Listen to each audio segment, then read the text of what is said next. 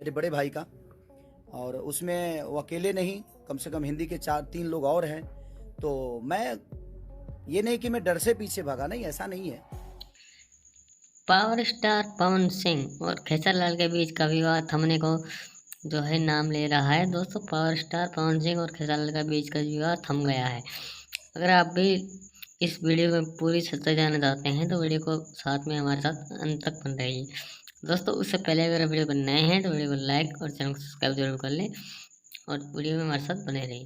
दोस्तों, trending star पवन जो है पवन स्टार पवन कुमार बहुत ही जो है अच्छे दिल के स्वभाव के आदमी हैं, लेकिन ट्रेंडिंग स्टार खेसारी यादव भी कम नहीं है। उन्होंने कह दिया है कि मेरे बड़े भाई का गाना जो आ रहा है होली के ऊपर, उसको जो है हिट करवाइए।